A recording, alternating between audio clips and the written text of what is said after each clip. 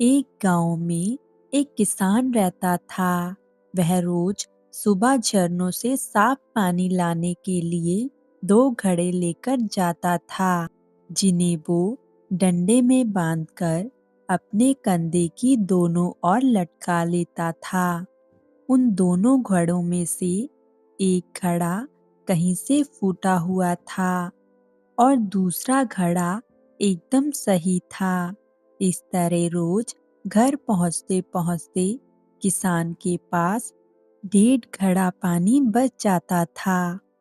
सही घड़े को इस बात का घमंड था कि वो पूरे का पूरा पानी घर पहुंचाता है और उसके अंदर कोई भी कमी नहीं है।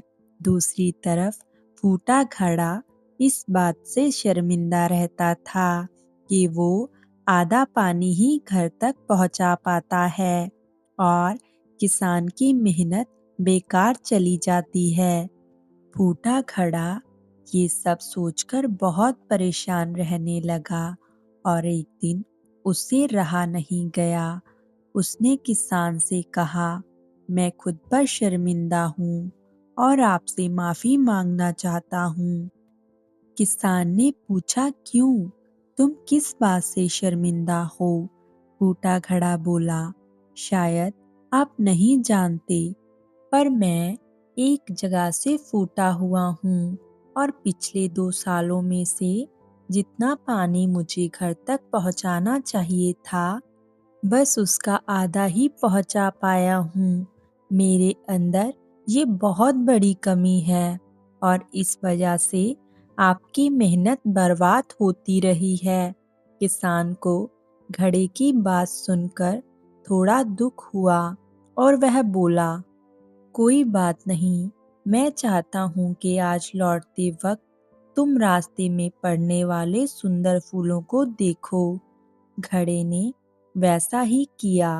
वह रास्ते भर सुंदर फूलों को देखता आया। ऐसा करने से उसकी उदासी कुछ दूर हुई, पर घर पहुंचते पहुंचते फिर उसके अंदर से आधा पानी गिर चुका था। वह मायूस होकर किसान से माफी मांगने लगा।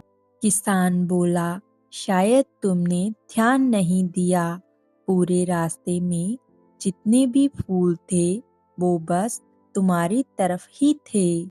सही घड़ी की तरफ एक भी फूल नहीं था। ऐसा इसलिए क्योंकि मैं हमेशा से तुम्हारे अंदर की कमी को जानता था और मैंने उसका फायदा उठाया। मैंने तुम्हारी तरफ वाले रास्ते पर रंग बिरंगे फूलों के बीज बो दिए थे। तुम रोज थोड़ा थोड़ा कर उन्हें सींचते रहे और पूरे रास्ते को इतना खूबसूरत बना दिया। आज तुम्हारी वजह से ही मैं इन फूलों को भगवान को अर्पित कर पाता हूँ और अपने घर को सुंदर बना पाता हूँ। तुम ही सोचो, यदि तुम जैसे हो वैसे नहीं होते तो भला क्या मैं ये सब कर पाता? कथा सार, हम सभी के अंदर कोई ना कोई कमी है, पर यही कमियां हमें अनोखा बनाती हैं। यानी आप जैसे हैं वैसे ही रहिए। हमें भी हर किसी को वैसा ही स्वीकारना चाहिए जैसा वो है। उसकी अच्छाई पर ध्यान देना चाहिए।